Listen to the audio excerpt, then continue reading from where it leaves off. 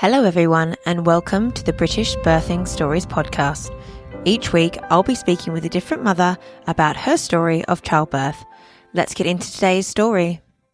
Hello, before we get into today's show, I just wanted to say a big thanks to anyone who has already followed me on social media or shared their story or has liked or subscribed. It means the world. If you haven't done so already, please jump on to wherever you listen to your podcast and hit the like, follow, subscribe, or even better, leave me a review. And if you have a birth story that you'd like to share, I'm always looking for more. Any kind of birth story, everyone's welcome here. So please do send it over. And yeah, let's get into today's episode. In today's story, we're joined by Rosie, who shares a really positive hospital experience with her first birth.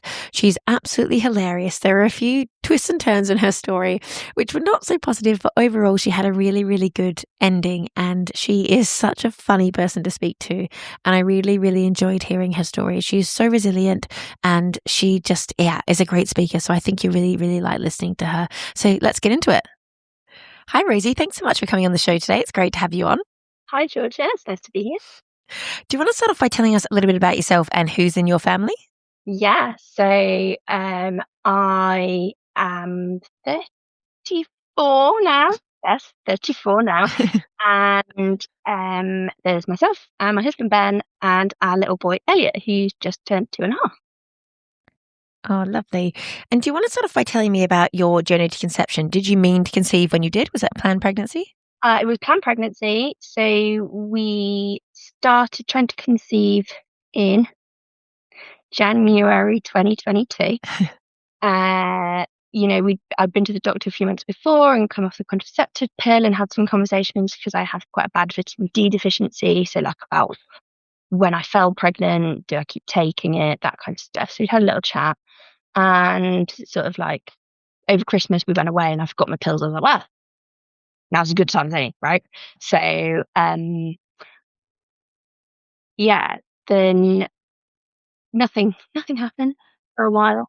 In the June, we went back to the doctor and she was like, well, you're fine, you're fit and you're healthy and there's nothing wrong. So we cannot send you for A tests until you've been trying naturally for a year. She said, have more sex. I was like, okay, I'll take that as a prescription. She also sort of looked me up and down. She's like, how often do you exercise? And at that point, I was going about 3 times a week. She went, just stop. She went, you do not need it. You're fit. Just your body can only do so much and you're asking too much of it. And then in early November, I was out with friends and all day I just felt off. Felt a bit queasy, felt a bit gross, felt a bit sore and achy, like my boobs, and just was like, what is wrong with me? Got home and mentioned it to Ben and he was like, well, I wasn't going to say anything until it had hit next week, but your boobs are bigger. And I was like, what? Yeah, they definitely are. I was make a pregnancy test, shouldn't I? And he was like, yep. And that Friday of that weekend, I had just accepted a new job at my company. And on the Monday morning, I found out I was expecting a baby. Oh, perfect timing. Excellent timing. As always, Elliot has got absolutely comedic timing. And it started right at the get-go. So yeah, it was natural conception, or like unassisted, but it did take a little bit of time to get there. I was definitely reaching the point of like, well, I guess we're just waiting for December now so that we can go back to the GP and say, it's been 12 months. So that was that. So how long was it roughly of trying start to finish? About 10 months. Yeah. So not ages. Fine. Got on the train and it's absolutely rammed full of people, even at my station, which is quite an early one, and it was so hot because it was the winter, the heater was on. I'm going to be sick down the back of someone's coat. So just got off and didn't do that ever again. But yeah, other than like feeling sick, didn't have any vomiting. It was all very normal. The most annoying thing about the early bit was I had to buy a round of drinks at the Christmas party so that I could fake that I got a gin and tonic. That's a shame. The woman at the bar, I was like, can I have a tonic, but can I have it in a big glass? And she's like, would you like ice and a slice? And she gave me a big wink and I was like, yes, please. And then when I went back to the bar, she was serving, but she was like, oh no, I'm doing this, ladies. And she just came back to me and did the same again, didn't even ask. She was she knew. Nice. So can you tell me a little bit about what your preconceptions were about birth? Did you know what you had in your head planned? So I knew it was going to be a tough ride. Like, I knew, like, it's, it's a hard thing. I'm the oldest of three, and my youngest sister was six. No, I was six when my youngest sister was born. Mm-hmm. So, like, I knew it wasn't easy. I've had sort of exposure to pregnant people and discussions and stuff. So I was like, right, okay. But I knew that the only thing I knew was I did not want an epidural. Mm-hmm. And I know there's lots of discussion at the moment about like chemicals and panic. But my thing was I hate needles, and it's a really big needle, and I did not want that. So thank you. So I like my 12-week scan was absolutely fine. Got the report back that said he looks okay. I had a scan at 16 weeks, a private one, because I slipped on the stairs and fell on my bum. And I was like, I'm fairly sure it's all fine. And I'd rang 111 and they were all fairly sure it was fine. And the clinician had rung me back and they told me it was probably fine. But everybody kind of said, like, oh, you'll feel him move as he normally was moving. Well, they said because we didn't know. And I was like, but he isn't moving yet. So I don't know what's normal. So we went for a private scan just to ease my anxiety, basically. And because it was 16 weeks, we did find out it was a boy early. So we knew he was a little boy. And then it got to the 20-week scan, and it was a good job we didn't want a secret, because he was there, like, legs wide open. As soon as they put the sonographer wand on, it was right there. I was like, oh, well, I'm glad I didn't want to surprise. Because even I looked at him and like, yep, that's definitely a penis.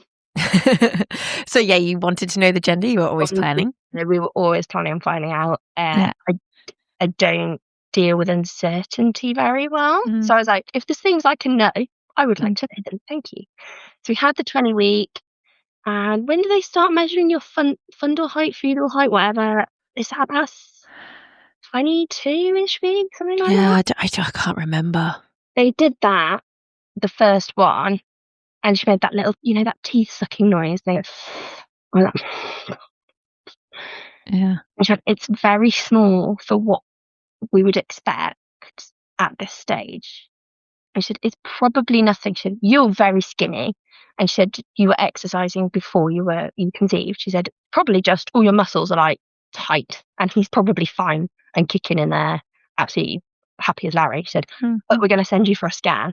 That was the Thursday, and I was in our local hospital by the Sunday. They'd like ring me, book me in. We went for this, like, they didn't ever call it an emergency growth scan, but it felt quite swift for a non-emergency procedure. And he was absolutely fine, but he was breech. So they were like, right, well, we'll book you in for another scan to check his head. Went for that scan, and he'd obviously dropped, and they couldn't measure his head properly. So all of a sudden, he dropped from tracking on 50th to second. Oh. Sorry, so dropping to second, is this kind of after? But you mean after he was breech? They found out he was breech. Yeah, so you could still breech at that point, and they were like, oh, he's second percentile all of a sudden. So then there was talk about restrictive growth and when the placenta was working, but they literally just sent me off with no follow-up. Didn't see a consultant that day, didn't see a midwife that day, just the sonographer was like, well, that's not good, we'll call you back in 2 weeks. So there was no referral to fetal medicine unit? No, nothing. So I rang that afternoon in floods. I'd rung my boss to say I'm a little bit upset, like, because we've had this happen, and burst into tears on the phone with him. And he was like, I think you should ring the hospital back and tell them that you need to speak to someone. They then did fit us in with a consultant the next day. So that's we went great. back the next morning. I don't think the consultant was expecting us to see us, because we hung around for like a good 20-25 minutes. Yeah. And then they suddenly, like, we saw them come in and then turn around there in their office and come back out again and go, Rosie Walters? I was like, yes, that's me. So the midwife had just basically gone, here you go, here's your first one. And they explained, like, it's probably an issue with the scan and the measurements as opposed to the baby. They said, we can't measure him again until 2 weeks' time. That's why you've been booked in for 2 weeks. They said, but we will put in a cord scan for next week. And if his cord's all fine, he is probably fine, as long as that's measuring like proper, whatever they measured, heartbeat stuff and blood flow and stuff. Mm. So they did that, then they did a growth scan, and suddenly, miraculously, he's back up to 50%. So I said, can I go back under midwife-led care, please? And they said no, because their policy at the hospital is they have to have 2 consecutive growth scans. Like basically, if there's an anomaly either way, you have to have 2 that are fine and tracking back on trend to go back under midwife-led care, which they booked in for the 13th of July, and he was due on the 15th of July, was his original due date. And I said, is that not cutting you a bit fine? Like, it's a little bit close. And the consultant said, oh, well, it is your first baby, so you'll be late. Not always.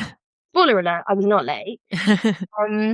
And he moved it forward a week, 2 weeks, maybe a week and a half, something. So that was then booked in for the 6th of July. I remember the date, and you'll find out why. So, but they did say, they went like, when you come in initially and go to triage, the midwives will see you there. And all it really means is you don't go at our hospital. The midwife-led unit and obstetrics, which I may have said wrong, are literally either side of a corridor. So they said, all it means is when you go down delivery, you will go into a left room rather than a right room. And the only thing that won't be in there is like the water pool. And I was like, well, that's fine, because I don't want a water birth. And they said the midwife will be with you there as well as a consultant. So I was like happy-ish at that point, especially because I was like, oh, we've got this other growth scan and we'll go back under midwife-led care, and I don't want the birth pool anyway, so that's kind of fine. I'd read all the stats that generally if you have a consultant-led birth, it does tend that you end up more sort of with an epidural or a C-section or whatever. But I was also like, but the people that need those things end up under consultant-led care. So obviously, as a mathematician who specialised in statistics, I was a bit like, it's a bit skewed to say that just because you're with a doctor that you end up with a C-section, because you probably needed that C-section anyway, and they realised that quite early. So I wasn't worried about being forced down a path I didn't want. I'd done a hypnobirthing course, like online. So I'd learn all about where like it's your hormones and you need to be nice and calm, and labour won't start if you're stressed and all that kind of stuff. And yeah, that was sort of like, so I'd kind of learned quite a lot. I'd read quite a lot of books, some of which mostly actually all said the same thing, but there were a few little points that like disagreed, and I was like, I feel like this is you do it and then you know what yours is, but you can't ever know what anybody else's is, which is why I think podcasts are so great, because like at least you get a broad view of what I end up with. Do you mind sharing what hypnobirthing course you did, if you recommend it? Oh, the Positive Birth Company? Yeah, that one. And yeah, I did. I recommended it to friends who found out they're pregnant since. Like, it was really, really good. Buy it on sale. I feel like they're always on sale, aren't they? Always on sale. And I said to my sister, like, if it's not on sale, just wait 3 weeks and it will be on sale. Always, and it's always really reasonable on sale. So I did that with my first birth, and my second birth, I used Pop That Mama, who is also amazing. So if anyone's listening, they're 2 really good ones. Slightly different in their offerings, but both amazing. So have a look at those. And then books. Do you remember any of the books that you used that were good? How to grow a baby and push it out was one. Oh god. Oh, no stress if not. No stress. The Positive Birth book. And then they did another one that was like Positive Breastfeeding book. I like to try and link them down below if they're helpful for people. God knows what else I read. Literally, if it was in my library and it was about birth, I read it. I think the only thing I didn't read was What to Expect When You're Expecting, because there was a lot of it was quite Americanized. Yeah. So I was like, we won't bother with that. But literally, if it was in my library, I read it. Amazing. So talk us through how you're feeling at that point. Is baby still breech? He had turned. I Okay. had spent 2 weeks on the sofa, knees on the sofa, like in downward dog, basically off the edge of the sofa. I was like, this baby is turning around. And I felt it happen when it happened, because he was big enough then that yeah, no thank you, not again. I'm a big proponent for, if you only want one baby, that's fine. And I'm only having one baby. I'm done. That's it. So at what point did they decide he was measuring fine? They never technically did. Okay. So we went after the blippy growth scan. We went for the 2 weeks later, and he was back up to 50th, which kind of, the consultant said, I can't officially say he's fine, but he was probably fine all along, because as we look at this graph, it literally goes, do, do, do, do, do, do. Oh, you can't see that. It's an audio. Thing perfectly normally, and then it drops and shoots straight back up 2 weeks later. And like, babies don't grow like that, shockingly. Even the consultant said that. You're like, that's not how babies grow. They just don't do that. So that's an anomalous reading, but we can't discharge you back to midwives until we've had 2 that say it's not. Gotcha, yeah. So they never sort of officially put me back, because the second growth scan I should have had was the 6th of July, and Elliot arrived on the 5th of July. Okay, so talk us through your first signs of labour. So it starts on the Thursday night, the week before. We went out for curry, and I'd been in the office that day, and I was going straight from the office. And you sure you should be going for a curry, Rosie? Like, at this point, I am as big as a house, and I am complaining quite a lot. My ankles are swollen. It was just water retention. They checked everything for that. It was just hot. And everyone was like, you sure you should be going for curry, Rosie? Ha, ha, ha, ha, ha. And I was like, it'll be fine. I eat the mildest curries anyway. Like, I don't do spicy food. Like, if that's enough to give him his notice, I would be surprised. So we get home, it's all fine, and our dog starts barking at 3 o'clock in the morning. I've also got a phone alarm set for 3 o'clock in the morning to remind me to get up and pee in the middle of the night, because my body wasn't waking me up, and then I would wake up at 6 and be like in pain almost from my being so full. So I was like sort of waking myself up. So my phone alarm goes off, the dog starts barking. Our next door neighbours had a baby 2 weeks prior to us, so the 2 little ones are 2 weeks apart. So I smack Ben. I'm like, go and shut the dog up because of the baby next door. And so he goes downstairs, and he's like, that's a bit weird. All the kitchen lights are on, and our back door is wide open, and we have been burgled in the middle of the night. He shouts up, I think we've been burgled, just in case the person was still in the house. So I open our bedroom window, and the car is off the drive. Your car? Yeah, the car's been taken. With the baby eaten that we did that weekend. So Ben rings the police, and they say, whatever you do, don't try and follow them. And he goes, my wife's 8.5 months pregnant, so I'm not going anywhere. We sit around all of Friday, and I'm like, the stress levels are quite high, you know. It is just because we couldn't shut the door, we didn't have a car, and I'm like freaking out how we're going to get to growth scan appointment, how we're going to get to my midwife appointment, how we're going to do any of it. When people eventually start waking up at like 8 in the morning, we start telling people. And friends of ours say, you can borrow our car. We'd lent them ours 6 months prior, so they were like, have ours, it's fine. So a different friend goes and picks up a new baby car seat for us from the shop that we bought the original one, because we couldn't get to the shop or put it because we only had one car at a time. So we were like, we completely stranded. He brings it over, and he's like, right, I'm going to take you to go and pick up other car. So I'm in the back of this 1990s Mini, driving from our little town outside of Birmingham across Birmingham bumping up in that. I tried to climb in the back of the Mini, and both the boys were like, "What are you doing? You're obviously going to sit in the front," because I always go in the back because they're all full. So I'm like, "I'll just get in the back, like normal." And they're like, "No, you fool! You're pregnant. You can't be climbing in." So that's fine. So there's that. And so I always say, I don't know if it was the curry or the burglary or bouncing up and down in the back of the Mini that set off labour. But obviously it was definitely the burglary. But yeah, I like to pretend it was the curry.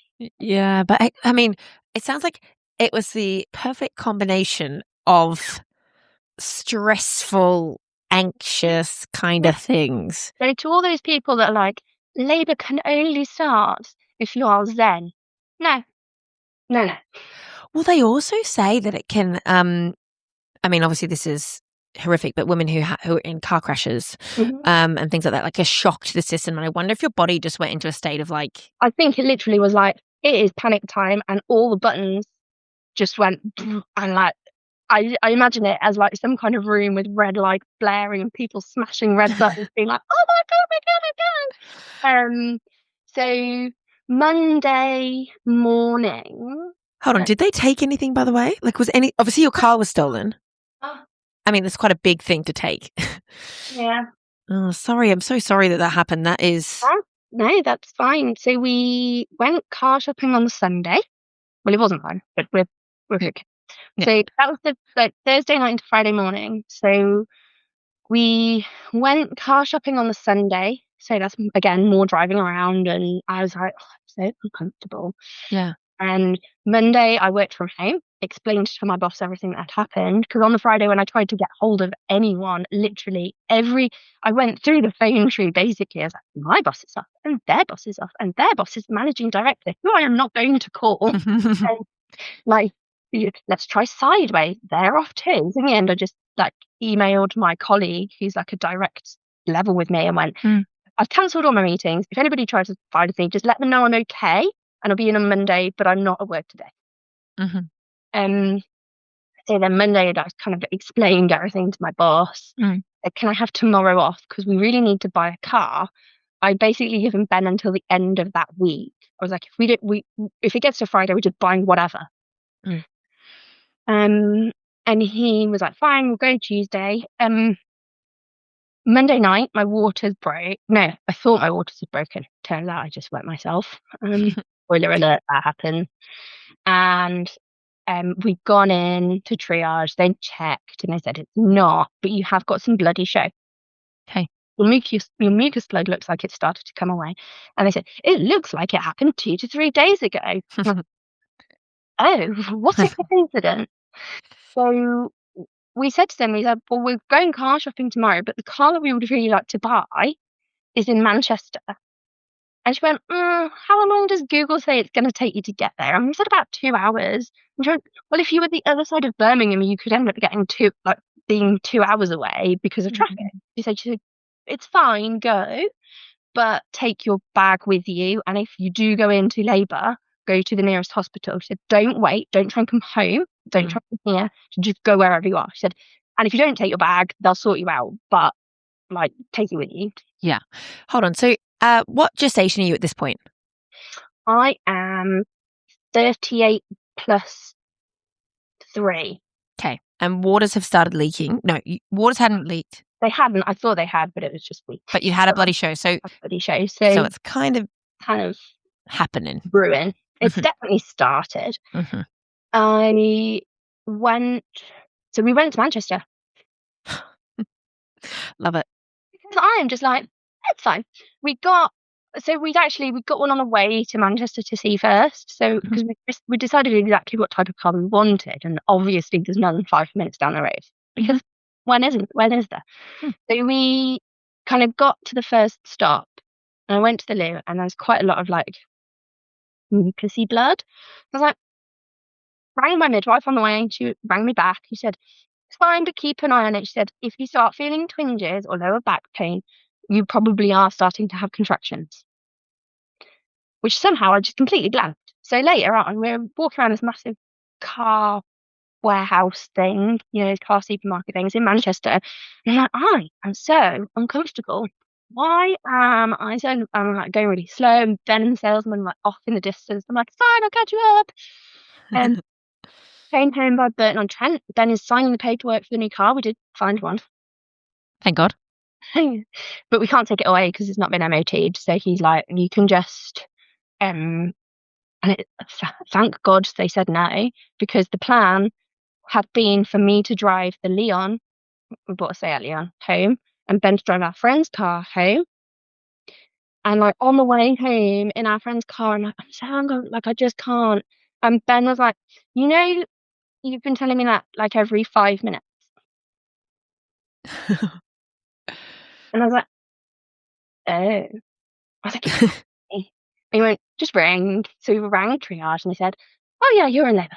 I was like, they said, go home, eat something, rest, start timing them. Once they get a bit closer together, once you get 3 and 10, ring again, we'll get you to come in. Got home and I was like, super. Ben stopped off at the local Aldi on the way and he was in there like minutes. Like he flew in, flew out. And I was like, how did you get through the queue so quickly? Surely there's a queue. He was like, I literally just told them my wife's in the car in labour, you fool. Like, what? Yes, it worked. Like, oh, I never got to play that card. Like I was saving for when I was really pregnant, being like, oh, you have to because I'm pregnant. Yeah. And I never got to do it because I was waiting for the last week. I never used it. So got home, had pizza, rang my in-laws. They came and picked up our dog. Had a bath, and I was like, I need to tell work. I was like, I know it's ridiculous, but once I've signed it over and I've put my out of office on that says I'm now on maternity leave, I was like, because I'm in labour. I'm not going back. So I did all that. Ben then immediately got a phone call from my boss to check I was okay, because obviously he hadn't heard from me, and with all the other stuff, he was gonna welfare check you basically. Laboured through the evening, fell asleep on the sofa for a bit, woke up about 1, came up to bed, slept for another couple of hours. At this point, I have had literally 0 pain meds of any kind. I've had a bath, which my friend tells me does not count. Woke up about 3:30, and I went downstairs, and I put the telly on, and I was sat on the birth ball, and I was like, it's just like I was timing them on that app that Positive Birth Company. Is it the Freya app? Is that the Freya? Yeah, that's theirs. So I was timing them, and it was like going, you are probably now in established labour. And I was like, it doesn't feel right. This doesn't feel like this is what established labour would feel. So we waited around. Once it got to like 5 o'clock, I was like, no, we probably should go and just check where we're at, because like no one's actually seen me yet so far. I rang triage again, got Ben in the shower. I'd had some breakfast, I think. Yeah, I'd had some breakfast. So we get to triage, and we're waiting for the midwife to come in. Because I'm under consultant-led care, I have to have a monitor on to monitor Elliot. And they are quite happy, but they're like, we just got to, like, they're obviously dealing with everyone, so they're like, we've got to go see somebody else, come back in a minute. And while they were gone, Ben gets a phone call, because in between all of this going on, someone had found the dash cam that had been taken out of our car and thrown on the side of the road, watched it back, realised the car had been stolen, and then watched further back and realised they knew the road it had come from. Phoned their friends who lived down our road, who said, oh, we don't know, but we know someone who might know, and rang our neighbour 2 doors down, and they were like, it's not ours, but we know exactly whose it is. And it had been posted back to our letterbox. Not only that, it gets better. It's really like, it is like ridiculous. Make it up. They'd taken their balaclava off, so while our Ring doorbell didn't pick up their face, our dash cam did, and then they threw it out the window like an utter rude word I won't say because it's a podcast. Fool. Yeah, fool. An utter fool. So we'd taken that to the police station, and the police had watched it, and they knew who it was. So while I am in the maternity ward, oh my God, waiting for the midwife to come back, then gets a phone call to say like, oh, we know who it is. Can you come into the station, please? And goes, no, because my wife's in labour. And I go, what's going on? And Ben said, we think they're going to send us home. They haven't checked her yet. And the police said, can we come to you? We'll come to the hospital if we need to. And I was like, I don't really want them in. Thanks. Like, if we go home, fine. So the midwife came in, checked how dilated I was. And she was like, right, you have started to dilate, but you are 1 centimetre. She was like, it could still be days. At which point I was like, if it is days from now, I'm going to murder someone. Legitimately. Possibly the person that stole my car. So Ben rang the police back. He said, you can come to the house. So I was in our living room with the door shut and the candles on and the window curtains shut, like my nice Zen birthing playlist playing. And Ben was in the dining room giving a statement because they couldn't arrest this bloke. And eventually I get to the point where I'm like watching the clock because I can still hear them talking. I'm like, get out. I just want a bath now, but I am not opening the door. So I text Ben, I want a bath. So he chivies the policeman out the door, get upstairs, go in the bath. And I'm lying in the bath and I'm in so much pain now. I've got the shower head just on and like on the top of my belly. And Ben is like, you can't just keep doing that. I was like, watch me. And we had another very bloody pad. So I made him run the hospital back and I said, no, it's fine. Stay at home. And then I got out the bath and I was like, I can't. I was like, if this is contractions, I can't give birth. Which in hindsight is obviously when I transitioned. Wow. I didn't know that. So I was like, I can't do it. If this is my tolerance, I can go no further and I won't be able to give birth to this baby. I was like, we need to go to hospital. And Ben was like, well, they've told us to stay at home. You know, what would help? I said, get me out of the bath. Let's get the TENS machine on. So he got me set up. We've got like a blanket box thing in our bedroom. So I was literally leaning on that on my knees on our bedroom floor. Ben attached the TENS machine and they're literally just hammering this TENS machine, like boost, boost, boost every time a contraction hit. And he's obviously on the sidelines being like, how can I help? Because he'd watched all the videos and everything, but it didn't really prepare us for not being in a hospital in quite the same way as how it happened. So I said to him, right, I need you, because at this point, our friends who'd lent us a car needed their car back. And other friends had said we could have their car. So I need you to go and get the car that we can take to hospital. So it is on the drive. I said, currently, all I can think about, when I can think about anything, how are we getting to the hospital? So he drove the 1 car across, dumped it, texted him to say, I've left it outside Anna and Jack's house and borrowed their 2-week-old new car. Terrifying. And brought it home.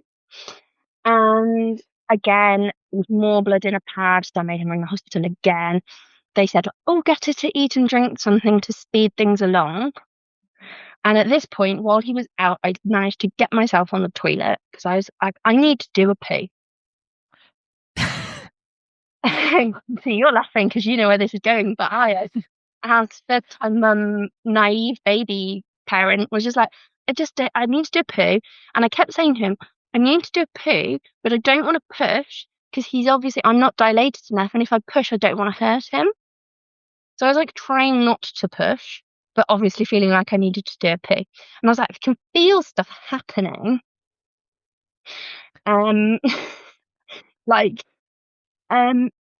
I was like, I just can't. And Ben was like, you need to get off. He was like, I can't just sit on the toilet all afternoon. I was like, yeah, I can. Yeah, I can. Let me get up there. Like, I can just, at this point, we are in Rosie can do whatever the hell she likes as long as it's not, whatever's working. Yeah, exactly. I was like, I'm fine. I'm comfy-ish. Like, I just need to get rid of the feeling like I need to poo. And obviously you hear when you read birth stories, like you will poo, right? When you give birth. But I didn't poo. Or if I did, I didn't notice. Possibly. And I'm sure that nobody else did. So he managed to convince me to get it off and it was back in the bedroom. And he rang the hospital again. And they, at this point, said, "You've rung so many times in the last whatever, we now have to you now need to come in." So he took the hospital bag to the car after telling me, "Don't try and come downstairs." So I contracted at the top of the stairs, halfway downstairs, at the bottom of the stairs, and on the driveway. Very close together. He got me in the car, and our hospital is about, if you do it flat out, you can get there in 7 minutes, as long as it's not bad traffic. So he was like ducking and weaving this tiny little picante around everything he could, while also trying to ring the hospital to be like, "I need someone to meet us with a wheelchair because she won't make it to the ward. She can't walk." So he got me out the car at the maternity entrance, and there was a wheelchair. In fact, someone that was there, so having a cigarette, went and fetched him a wheelchair from inside and then backed off quite quickly. Put me in a wheelchair. He wheeled me into the corridor, but that's drop off only, so he couldn't leave the car there. So he's like, "I'm going to go and move the car. I'm just going to leave you here." I was like, "You cannot leave me here. You can't leave me here." And a porter happened to walk past, and he said, "Would you mind staying with my wife while I move the car, please?" And she went, "That is absolutely fine. I'll stay with her."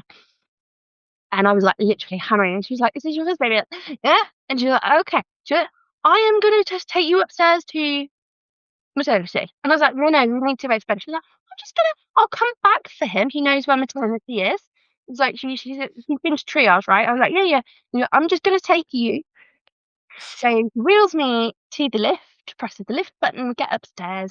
And if you've ever been in a hospital wheelchair, they go much better backwards. So I was like going backwards down the corridor, and I could hear people shouting behind me. And there's a security door at our maternity ward.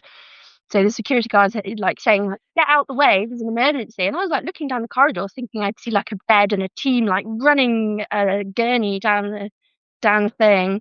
And afterwards, I realised it was me. I was and people were literally like diving out of the portalway.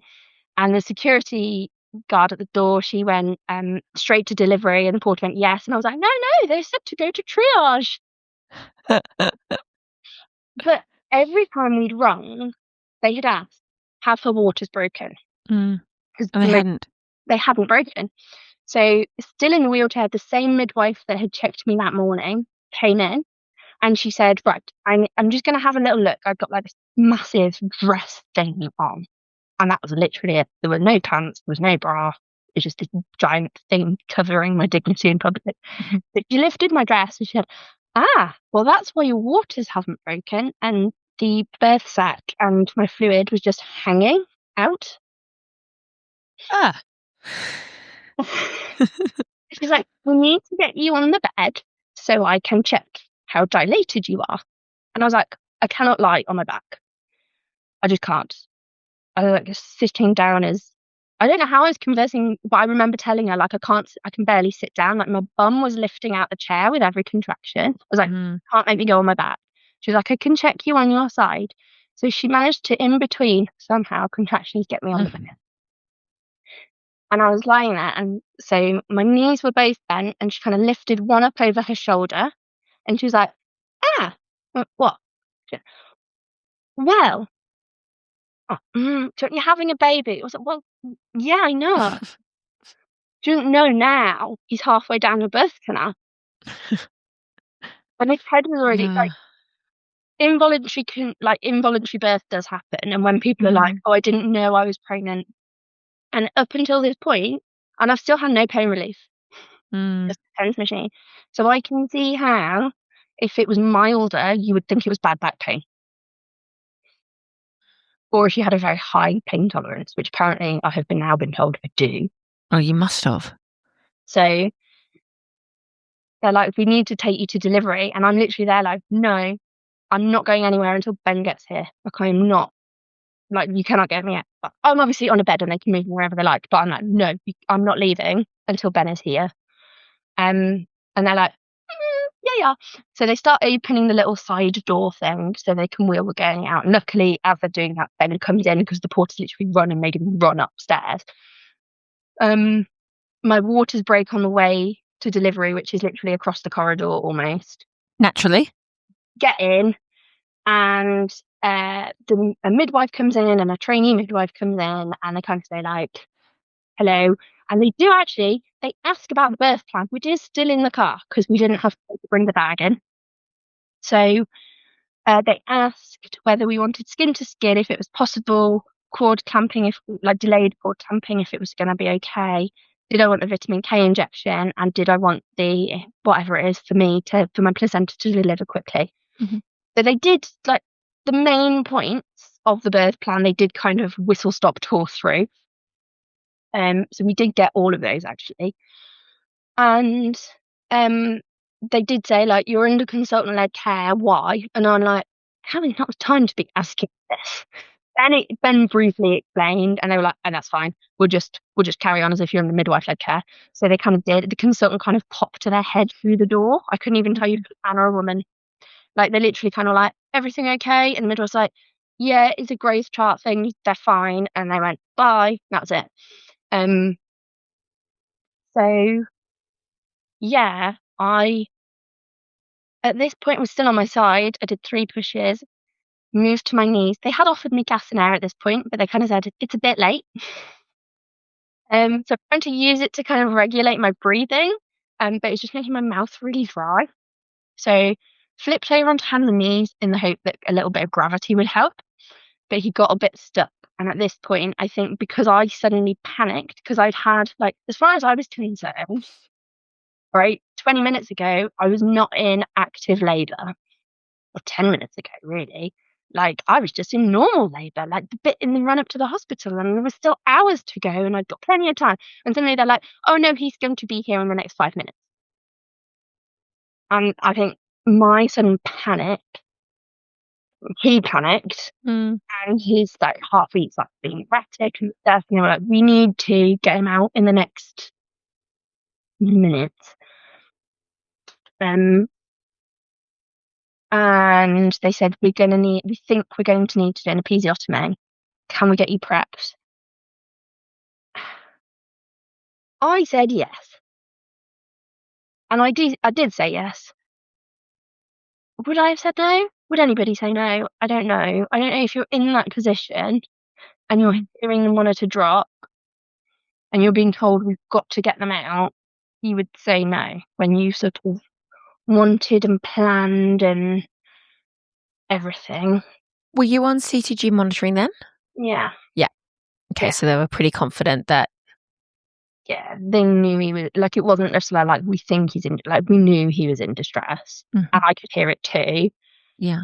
So I don't know who would say no. So, you're scared. Yeah, exactly. So they got me on my back with my bum slightly funny angle to sort of like try and keep my tailbone out of the way. And what they did, to be fair, they gave me every chance to deliver without it. So they gave me the local anaesthetic, and I pushed twice more through 2 more contractions, and he still, because they were like, hey, we can't lick quite so much, he'll just pop out. But he has a big head, and I have, or did have a tight. So his like combination, it just was not going.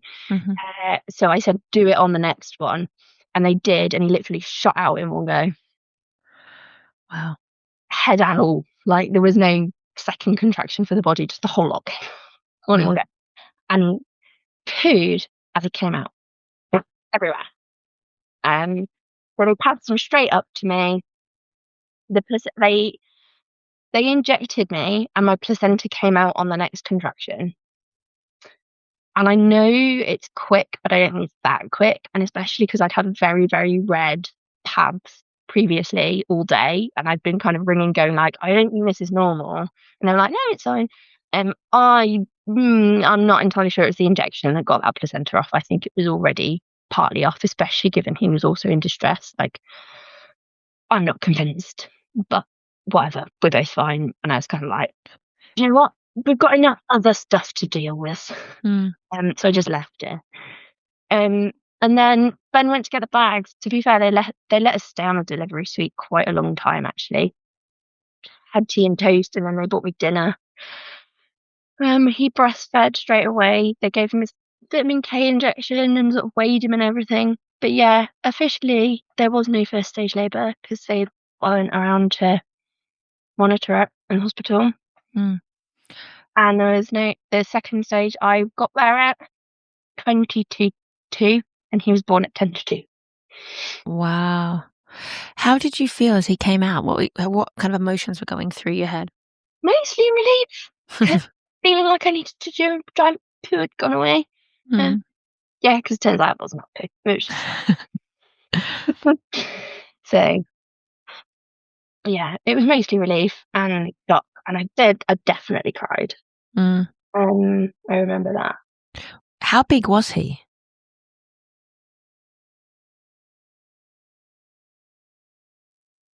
Because, the whole pregnancy, they were a bit... He was smaller than they thought, but only a bit. And when I got his red book, which I know is somewhere safe in this house, tell you where, when I then put it, if he'd been born at 40 weeks, he would have been bang on 50. Yeah. So I think it was well within like a normal tolerance. So yeah, like a 6 pound something. Yeah.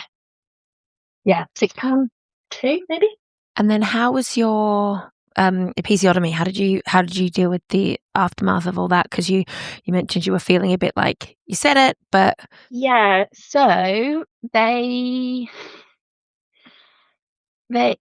said, did I mind if the student midwife did the stitches? And I've always taken the view of everyone's got to learn, which is why I didn't care if the student midwife was in there. I was like, I've got no dignity left. Like I'd literally at one point stripped the dress off, so I was literally just completely stark naked on all fours, trying to give birth. So like I didn't really have any qualms with that until afterwards, where because there was obviously quite a lot of swelling and stuff, it took a little while to realise that I had actually been stitched back together a little bit wonky. Okay. So the recovery was pretty smooth, like there was no infection. When they tell you to get one of those peri bottles, absolutely get one. That is a necessity. Don't skip it. So like it hadn't infected. I went back to walking quite quickly.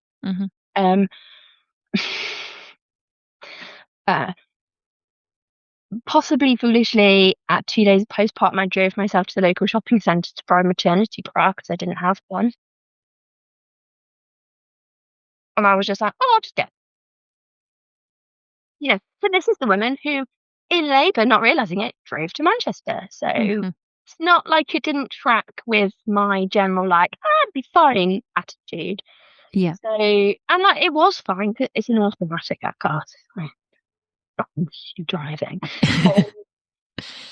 And I'd got there, I'd strolled. We took Elliot out for a walk on day 2 of being home because I was very much like, we just need to get him out and about. We've got a dog as well, so I was like, we can't just not walk the dog because I've got a baby. Dog needs to still be walked. So yeah, it was, and I think it's about a week or so later that we realised it was a bit wonky. And initially they were like, oh well, it's probably still just swelling. I'm like, is it though? So we let the swelling definitely be gone. And I went back to the GP and I spoke to her and she went, well, it is wonky.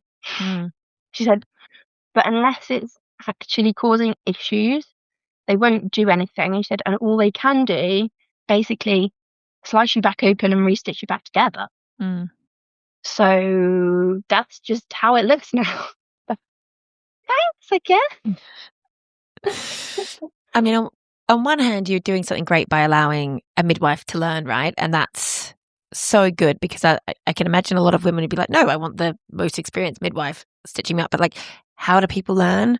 And then I suppose once you've had a baby, you're... Oh, I was also quite high because they let me have the gas and air at that point. Nice. They probably should not have been asking. They probably experienced midwife. So how did you feel at that point? What were you thinking? I just didn't really care. I was just like, oh yeah, it's fine. Like, Cool.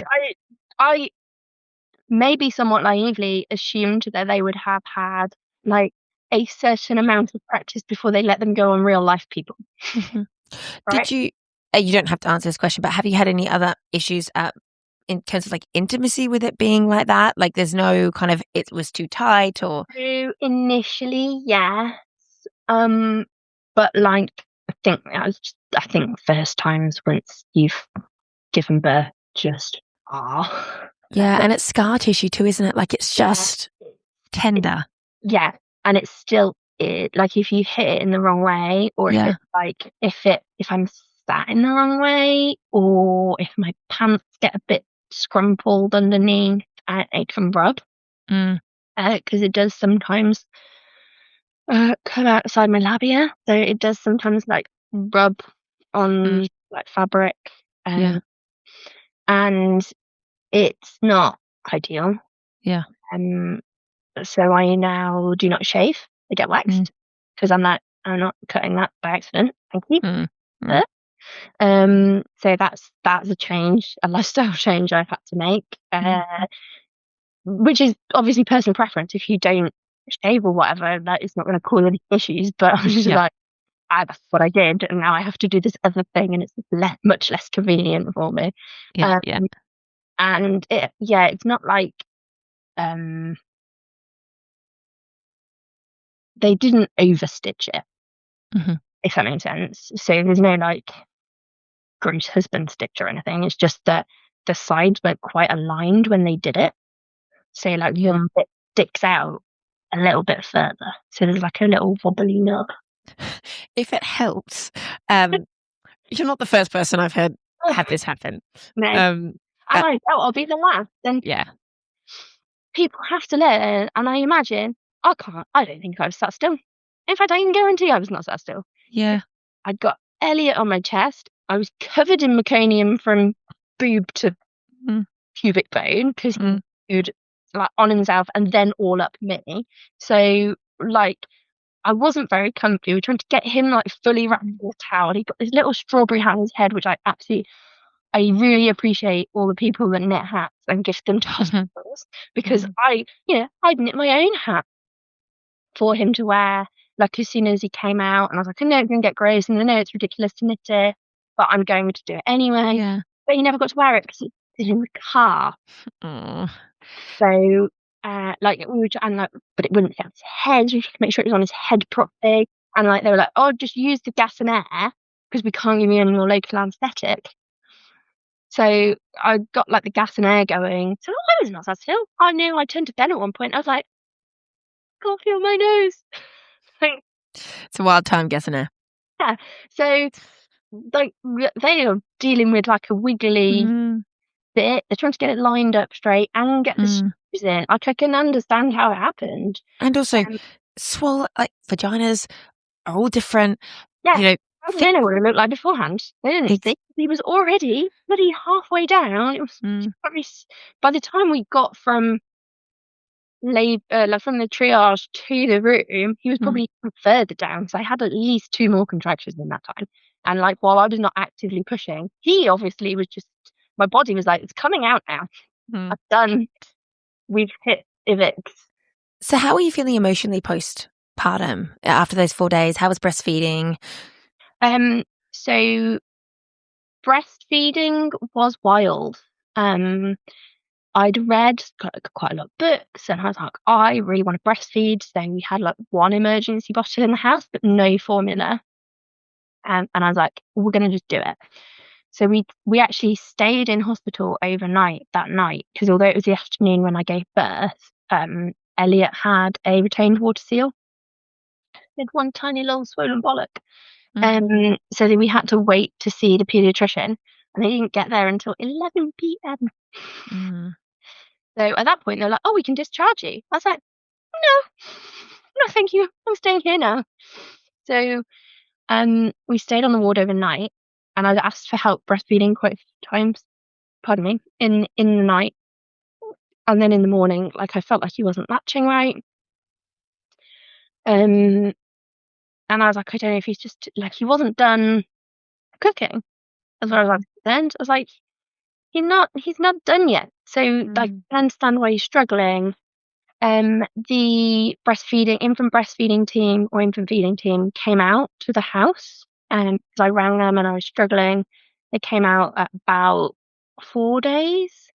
But when we had our first home visit from the midwife, he was back up to so he dropped like a pound. And then like at the first or second visit, he was like back up past his birth. Amazing. Yeah. So like they were like, he's eating. You're fine. It's okay. I had alarms set for every 3 hours through the night. So I was getting up and feeding him every 3 hours in the night. Ben said I chatted some absolute nonsense. Like, I would give him the absolute wildest reasons why I didn't need to wake up to feed the baby. Just in my sleep. I don't remember any of them. But he was like, you're just chatting absolute shit the whole night. You're like, every time I go to wake you up, you'd be like, oh no, I don't need to feed him because blah, blah, blah, blah, blah, blah, blah. Yeah. God knows about it. But when my milk properly came in, I had a very fast letdown. Yeah. So quite often he was getting like hit in the back of the throat by like a full-on vortex, and I had oversupply. So all those things they tell first-time mums, like, it's normal to be 2 weeks late. It's normal to struggle to get breastfeeding started. It's normal to feel like you've got not enough supply. I was the opposite. And no one really tells you, like, they tell you, like, don't worry if any of those things happen, but nobody really tells you how to deal with it if you get the opposite of those things. So if your baby is early, like, I think they probably prep you more if they've like planned you a C-section early for either choice or medical reasons, but they don't really kind of go like, oh, you went into spontaneous labour 2 weeks early, here's what you do. Like, there's just nothing. They don't really tell you what to do when your baby pops off your boob in the middle of costering next, and you literally, it was so powerful, it hit the nappy bag that was sat the opposite side of the table, straight across. Which is why I'm just like, because he obviously realised quite quickly that it's going to come out eventually, but it's going to come out fast. So what I need to do is pop on, suckle, and then pop off and and then I can go back. So nearly everyone in our town has seen my nipples, I'm fairly sure. Because he was like, I'm not staying on. You can like sprays them out and then I'll go back. I bet you had a lot of muslins nearby. Very many muslins. Yeah. So many. I'm very much of the personal opinion there is no such thing as too many. Yeah. It was mad. Eventually it settled, but then when I stopped breastfeeding, it was really, really hard because obviously my body was in just like, but we feed babies. And several midwives told me, like, oh, you're built to birth babies. I was like, well, that's good, but I'm done now. Well, it's a bit soon to be deciding one. It's like, no. But yeah, I did have quite bad postpartum anxiety. Okay. And really struggled with, like, I'd be walking into town, I'd be like, what if a bus just came around the corner and hit the pram? Intrusive thoughts. What if I slipped and I just let go of the pram because it's all like, there's like lots of hills and stuff. Like, what if I just slipped and my hand slipped and it was gone? So I spoke to my GP and she put me in touch with you have to self-refer in our borough, but she sort of gave me all the referral details. She referred me and someone rang me back the next day. That's great. I was seen within a week. Amazing. So they were really, really good. And was that counselling or? It was CBT. Okay. Is that cognitive behavioural therapy? Yeah, cognitive behavioural therapy. So it helped initially, but I didn't find it that helpful long term. Because of the state of the NHS and how much demand there is on it, you kind of have to take a test. They do like a questionnaire every time before every session, and then once you get to like a certain score, they discharge you. So I'd only actually had 3 sessions before they discharged, which I was like fine with, because I didn't feel like past the first session, I kind of said to Ben, I was like, I think there's bigger issues at play that have caused it, and giving birth has triggered it, but I don't think that's the root cause of it. So I went private for some more counselling, which has helped quite a lot. And unsurprisingly, I guess, I knew my own brain well enough to know it was deeper issues that I've been talking through and working through. So, but like labour's such a thing. It's transformative. Yeah. And I am now very much babies are great, but unless you really, really, really want one, like, don't go like, oh, we'll just see. No, there is no saying what happens. You need to commit. You need to want to be a parent 110%. And that's it. And I'm very much like, don't be a wishy-washy. Oh, we'll see what happens. No. Because it's so hard and it changes you. For women, I don't like, while it changed Ben, it doesn't happen on the same level. Like, my whole brain was just rewritten. Yeah, and I'm sure there's like neuroscience around that women's brains actually do change after labour, and during the whole motherhood process, even in the lack of sleep we get and things like that. But Rosie, it's been so lovely having you on today. I really, really appreciate it. I want to end today's call with a question I normally ask mothers, which is kind of any nuggets of wisdom or bits of advice that you would give a mother that maybe a first-time mum, someone who's about to go through birth and labour, or maybe someone who's had a birth like yours, or how you're feeling afterwards. Is there anything biggest tip or piece of advice that you would give someone? Have an advocate with you. Because if I had been by myself, like, I couldn't have rung the hospital all the times that Ben rang. And if you ring enough times, they'll just get so sick of you, they'll see you just to shut you up. So if you are worried, just keep calling, and eventually they'll listen. That's amazing. Thank you so much, Rosie. It's been great to have you on today. I really hope you enjoyed Rosie's story. If you would like to hear more or come on the podcast, please do get in touch. You can get in touch via my contact form on my website, or you can DM me on Instagram. I'm also on TikTok, YouTube. I'm in lots of different places. And then if you haven't done so already, just a quick reminder to please like, subscribe, follow wherever you're listening. It will make all the difference in helping me spread awareness for the podcast and bring you guys as many new episodes as I can. Thanks again, and see you next week.